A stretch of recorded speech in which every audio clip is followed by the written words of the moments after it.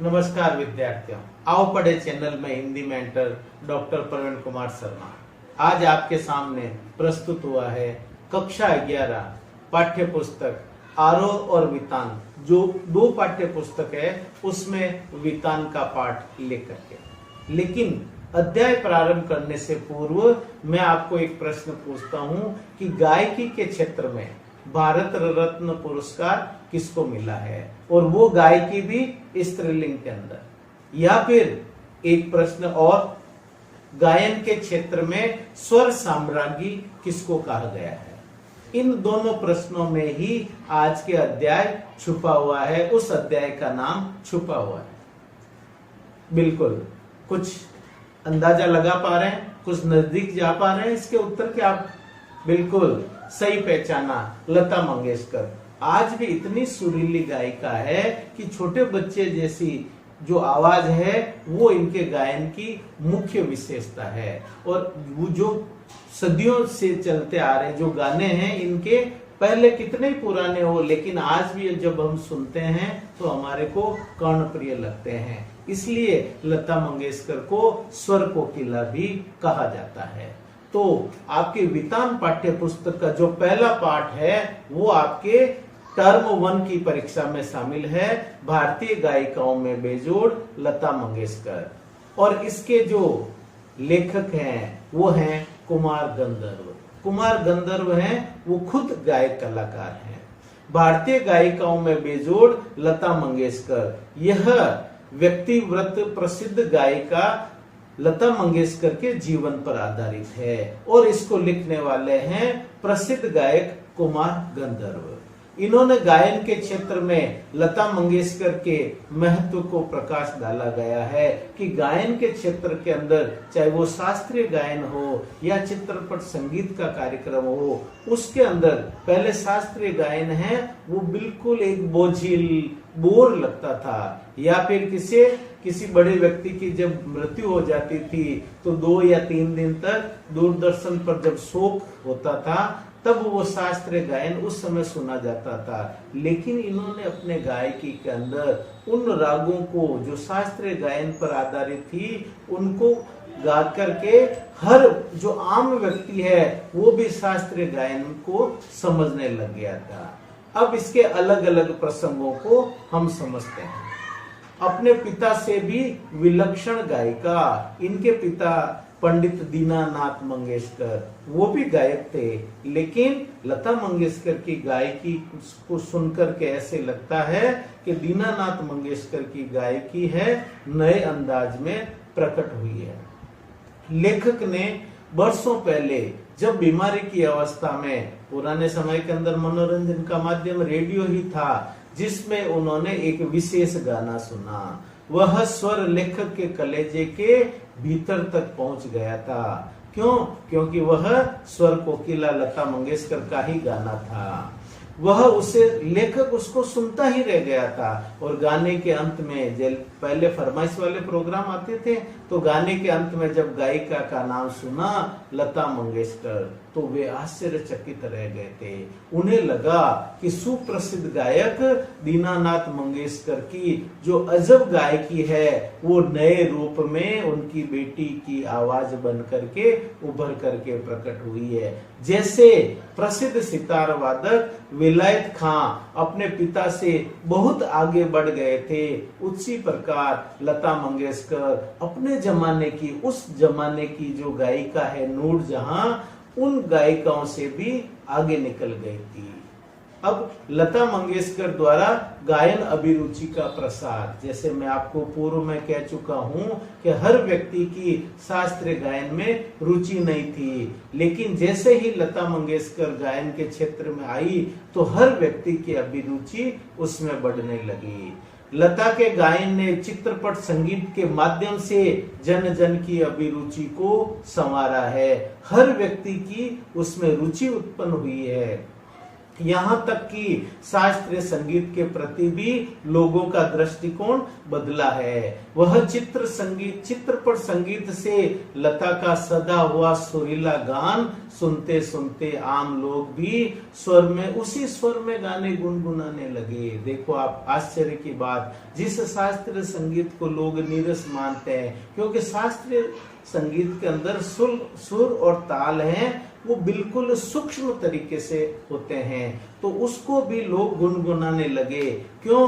क्योंकि उन्होंने शास्त्रीय संगीत को चित्रपट संगीत के माध्यम से लोगों के सामने प्रस्तुत किया। उनमें संगीत की लय और सुरीलेपन की समझ बढ़ने लगी। किनमें? आम लोगों में। इस प्रकार संगीत की लोकप्रियता और अभिरुचि के विकास प्रसार में लता का योगदान प्रशंसनीय है।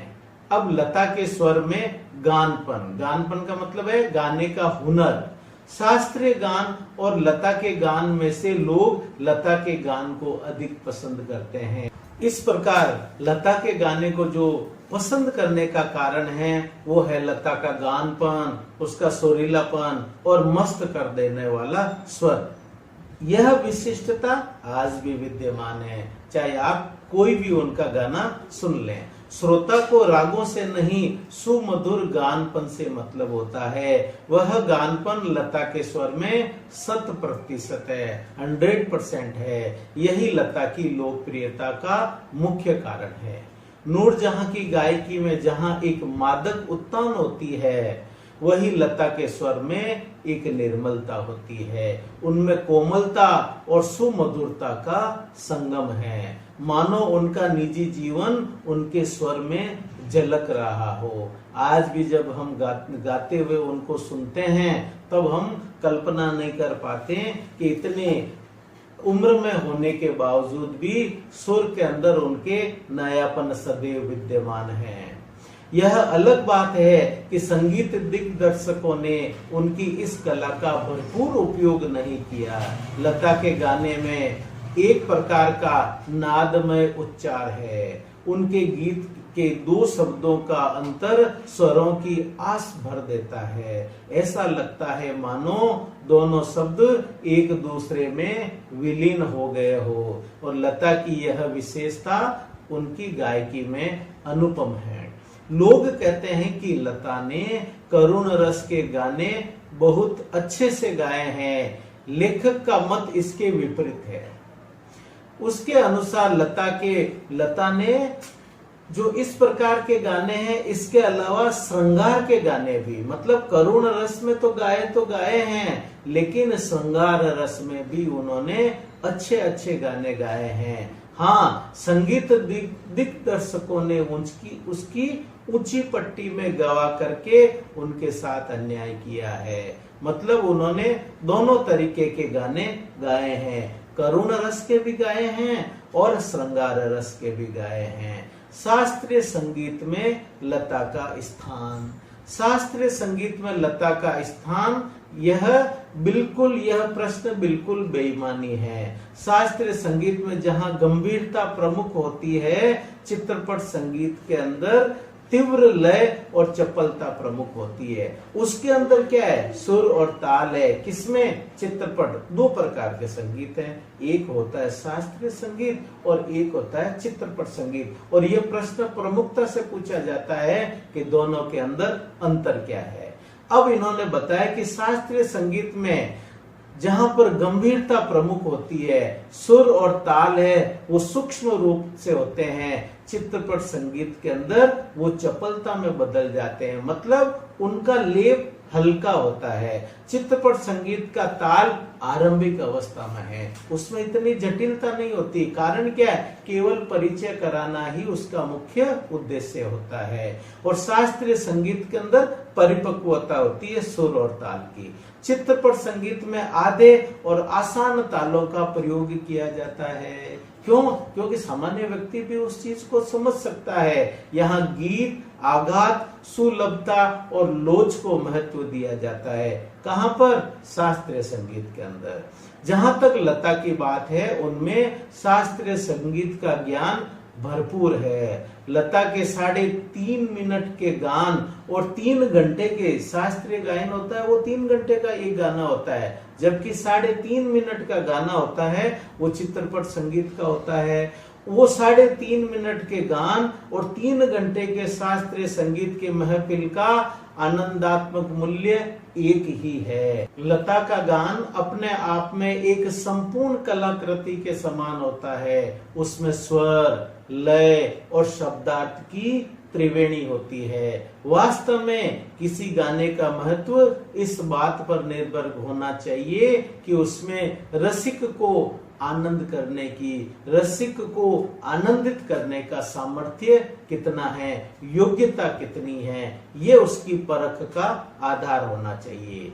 लेखक का स्पष्ट मत है कि शास्त्रीय संगीत भी रंजक न हो, नीरस नहीं हो, उसके लिए गाने का गानपन भी पक्के रागों और ताल और सुर के निर्दोष ज्ञान के कारण नहीं होता है। मतलब लेखक कह रहा है कि जो शास्त्रीय संगीत है, पुराने समय के अंदर आप जितने भी लता मंगेशकर के गाने उठाओगे तो उसके अंदर फरमाइश के अंदर बोलते थे कि यह इस राग पर आधारित है, ये इस सुर ताल पर आधारित है। आज के गानों की तरह नहीं होता है कि मालूम नहीं पड़ता कि वो बात कर रहा है या रैप में गा रहा है ना।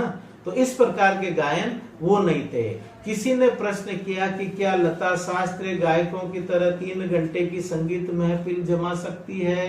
लेखक उन्हीं से प्रश्न करता है कि क्या कोई शास्त्रीय गायक है वो 3 मिनट की अवधि में लता जैसी कुशलता और रसिकता से गा सकता है क्या? हर का एक अलग अलग महत्व होता है, दोनों की तुलना करने का कोई मतलब ही नहीं। शास्त्रीय गायक प्राय चित्रपट संगीत पर आरोप लगाते हैं कि उन्होंने जन रुचि को बिगाड़ दिया। लेखक कहता है कि उल्टे चित्रपट संगीत ने लोगों की संगीत की जो रुचि है उसमें सुधार उत्पन्न किया है। अब है चित्रपट संगीत का महत्व। लेखक का मत है कि शास्त्रीय गायक, पूरे अध्याय के अंदर शास्त्रीय संगीत और चित्रपट संगीत की चर्चा होगी। उसका गाने का अलग लेवल होता है, इसका गाने का अलग लेवल होता है, लेकिन लता मंगेशकर ने दोनों के अंदर सामंजस्य बिठा करके लोगों की रुचि शास्त्रीय संगीत में भी उत्पन्न कर दी।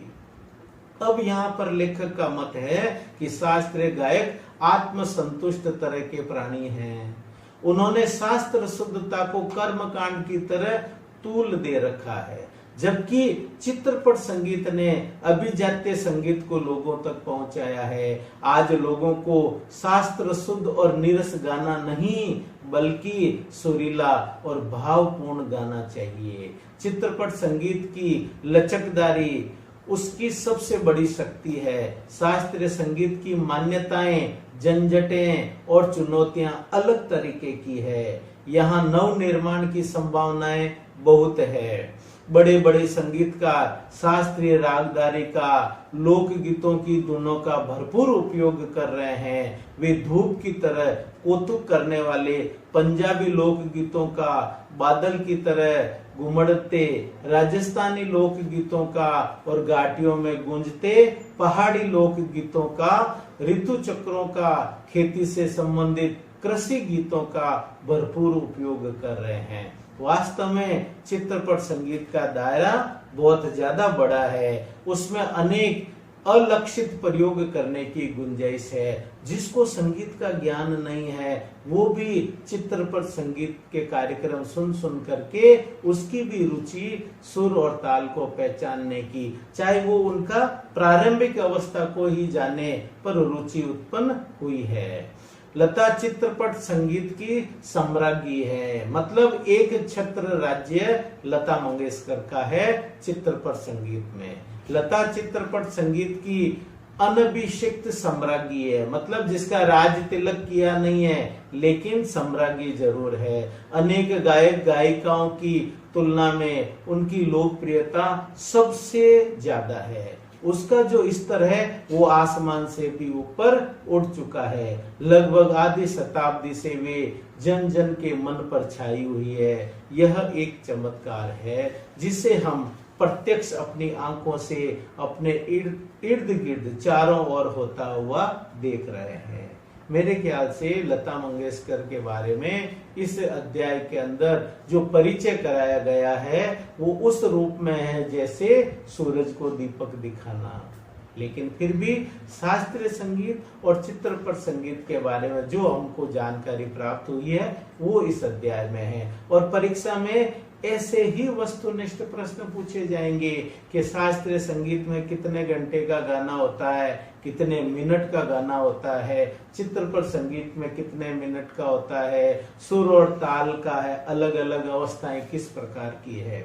तो आओ पढ़े चैनल सदैव इस बात का ध्यान रख रहा है और नवीन जो परीक्षा कार्यक्रम है जो टर्म 1 और टर्म 2 के अनुसार हम उस प्रकार के वीडियो बना करके आपकी तैयारी को और ज्यादा पुष्ट करेंगे। इस अध्याय के प्रश्नोत्तर नीचे दिए गए लिंक पर आप प्राप्त कर सकते हैं। सदैव इसी प्रकार का सहयोग बनाए रखें। नमस्कार।